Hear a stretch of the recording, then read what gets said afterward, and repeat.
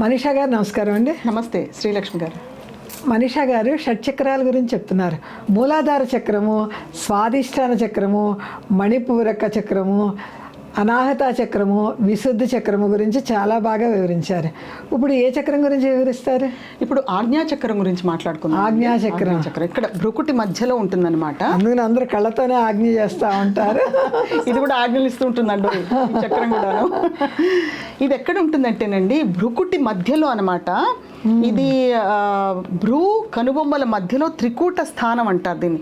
మనం అందుకనేనండి ఇక్కడ ఎప్పుడు కూడా బొట్టు పెట్టుకోవాలంటారు, మగవాళ్ళైనా ఆడవాళ్ళైనా కూడా. ఇది త్రికూట స్థానం. ఇది సురక్షితంగా చూసుకోవాల్సిన బాధ్యత మన మీదే ఉంది. ఇది ఎప్పుడు కూడా ఓపెన్గా ఉండకూడదు అంటారు. అందుకే ఏదో ఒకటి గంధం పైన కుంకుమ, లేకపోతే మగవాళ్ళు అయితే జస్ట్ గంధము లేదా విభూది, లేకపోతే వాళ్ళు కుంకుమ పెట్టుకుంటున్నారు ఈ మధ్య. బొట్టు మనం తిలకం పెట్టుకుంటాం, దానిపైన బయటకు వచ్చామంటే కనుక తిలకం పైన టిక్లీ పెట్టుకుంటాం, మన కింద కుంకుమ బొట్టు, ఏదో ఒకటి మొత్తానికి ఇక్కడ ఉండాలి. ఇది త్రికూట స్థానం. త్రికూట స్థానం. అయితే ఇక్కడ ఏంటంటేనండి, ఈ ఆజ్ఞా చక్రానికి అధిదేవత సుబ్రహ్మణ్యేశ్వర స్వామి అని చెప్పాను. సుబ్రహ్మణ్యేశ్వర స్వామి అని చెప్పి సంబంధిత దేవత సుదర్శన చక్రం, సుదర్శనుడు చెప్పాను. సుదర్శన చక్రం అంటామా విష్ణుమూర్తికి? ఎందుకు చెప్పానో చెప్తాను ఉండండి. ఇదేంటంటే బీజ మంత్రం ఓం అండి. దీనికి సహస్రార చక్రానికి కూడా, సహస్రార చక్రానికి అసలు ఓం, దీనికి ఏంటంటే దమ్ ఓం రెండు ఉన్నాయి. అయితే ఆ బొమ్మలో మనం మామూలుగా చూస్తే కనుక ఓం అని కనిపిస్తుంది మనకి, ఆజ్ఞా చక్రం అని చెప్పగానే అనమాట. రెండు దళాలతో ఉంటుంది, ఇది రెండే దళాలు దీనికి. అయితే ఇది ఓం అని ఉంటుంది, సహస్రారానికి ఓం అని ఉంటుంది. దీనికి దమ్ ఓం రెండు బీజ అక్షరాలు అనమాట, బీజ మంత్రం. ఈ చక్రానికి సంబంధిత ఉపగ్రహం చంద్రుడు అండి దీనికి.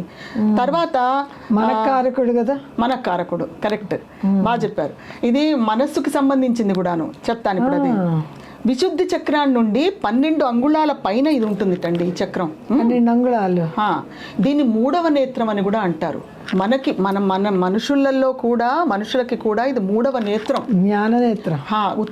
శివుడికే ఉందనుకుంటావా? కాదు, మనుషులకి కూడా మూడవ నేత్రం ఉంటుంది, కానీ అది మూసుకుపోయి ఉంటుంది. జ్ఞానాన్ని మనం తెరిపించాలి అంతే.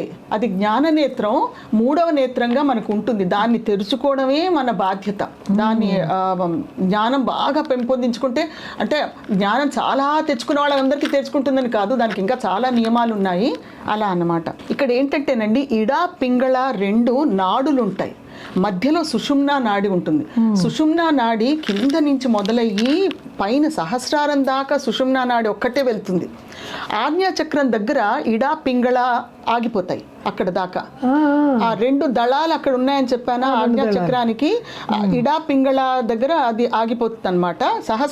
మన సుషుమ్నా నాడి ఒక్కటే పైకి వెళ్తుంది. దీన్ని కులపథం అంటారు.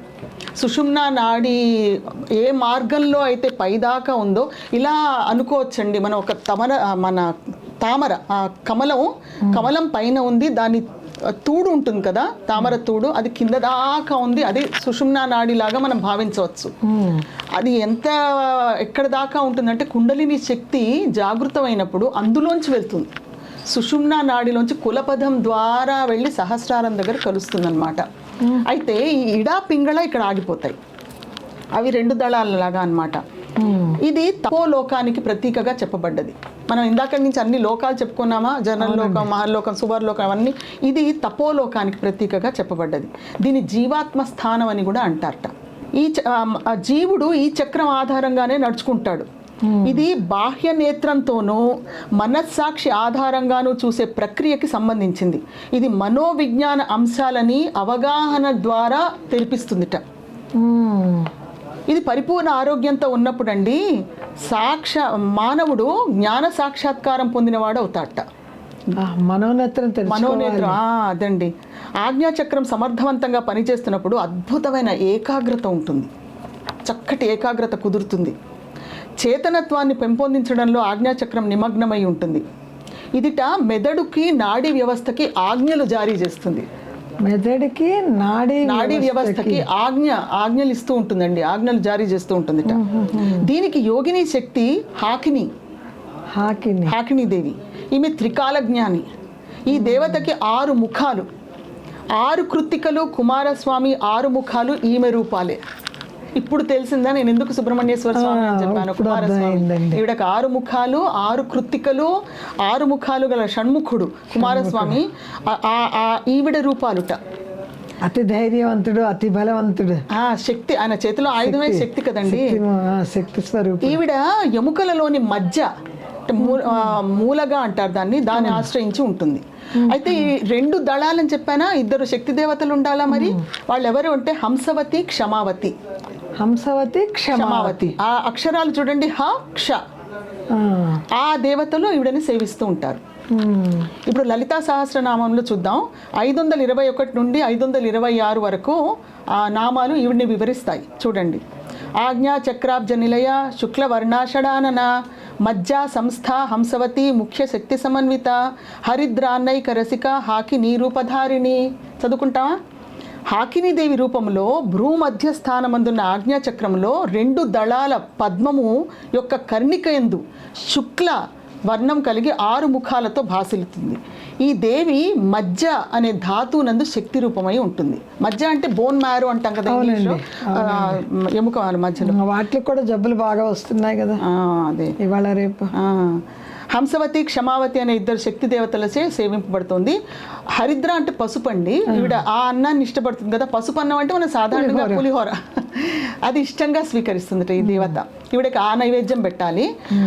ఇప్పుడు ఈ నైవేద్యాలు అంటున్నాను కదండి. ఇప్పుడు ఈ యోగిని శక్తులని మనం డైరెక్ట్గా సేవించడం అదంతా కూడా మనకి కష్టం, సామాన్య మానవులకి. మనం అందుకే అధిదేవతలు, సంబంధిత దేవతలు అని చెప్పి వాళ్ళ పూజ చేసుకోండి, అప్పుడు చక్రాలు చక్కగా చైతన్యవంతం అవుతాయి అని మాత్రమే చెప్తున్నాను. యోగిని దేవతల గురించి, వారి శక్తి దేవతల గురించి చెప్తున్నాను, కానీ వారి పూజకి అది చెప్పట్లేదు. నైవేద్యం ఒక్కటే చెప్తున్నానండి. వాళ్ళ పూజ అదంతా కూడా కొంచెం తాంత్రికం వైపు వెళ్తుంది. తంత్రం, అక్కడ యంత్రాలు, మంత్రాలు వాటితో కలిసిన చాలా నిష్ఠగా, చాలా సాధనతో కూడుకున్న పూజలు అవన్నీ చేయాల్సి ఉంటుంది. సామాన్యులకు కష్టం. నాగ సాధువులైన, సిద్ధయోగులైన, లేకపోతే చాలా పవర్ ఉన్న, శక్తి ఉన్న, నిష్ఠ కలిగిన యోగులైన వాళ్ళు చేయగలిగిందేనండి.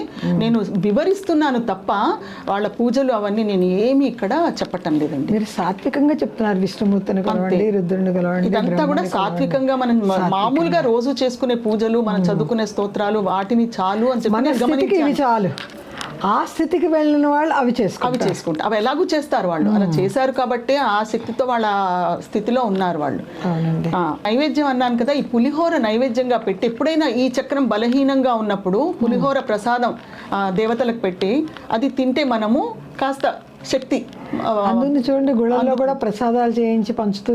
ఈ చక్రాలన్నిట్లలోనూ నేను చెప్పిన ప్రసాదాలు చూసారా, ఇవన్నీ గుళ్ళల్లో ఇచ్చేవే చాలా వరకు. మనం కూడా మన ఇళ్లలో ఏమన్నా పూజలు అవన్నీ అయినప్పుడు వీటిలోనే పంచుతాం కదా, ఇస్తాం కదండి. ఇందులోనే అలా మనకి తెలియకుండానే మన పెద్దలు అలా అలవాటు చేస్తారు మన సంస్కృతిని. ఇవి సాధారణమైన ఇంత వివరంగా చెప్పకపోయినా వాళ్ళ ఆచరణలోకి సాధ్యంగా అయ్యాయన్నీ నేర్పించేశారు మనకి. అంతేనండి, మనకు తెలియకుండానే మనం ఇవన్నీ ఎలా చేస్తున్నాం అట్లా. ఇప్పుడు గుళ్ళో చూడండి, ఒకసారి గారెల దండలు వేయాలంటారు, ఒకసారి పులిహోర తెచ్చి ఇవ్వాలంటారు, చక్కెర పొంగలు పెట్టాలంటారు, పాయసం అన్నం అంటారు, దద్దోజనం అంటారు. అంతేనండి, మనకు తెలియకుండానే మనం చేసేస్తున్నాం. మనకి ఈ పూజలు చాలు. అంతే.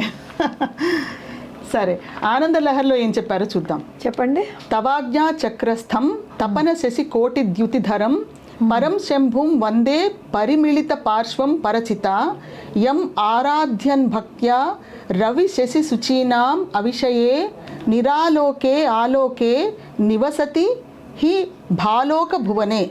అంటే నీ యొక్క ఆజ్ఞాచక్రం అందున్నట్టి కోట్ల సంఖ్య గల సూర్యచంద్రుల కాంతిని ధరించినట్టు వాడును, పరయగు చిచ్చక్తి చేత కలిసిన పార్శ్వద్వయము కలవాడును అగు ఏ శివుని విధేయతతో పూజించుచు ప్రసన్నునిగా చేసుకున్న సాధకుడు సూర్య చంద్ర అగ్నులకు గోచరము కానిదై, ఏకాంతమైనదై, బాహ్య దృష్టికి చేరరానిదై, వెన్నెలతో నిండి ఉన్న జగత్తునందు అంటే సహస్రారమందు నీ సాయుధ్యంను పొంది ఉండునో ఆ పరుడను పేరుగల శివుని గురించి నమస్కరించుచున్నాను.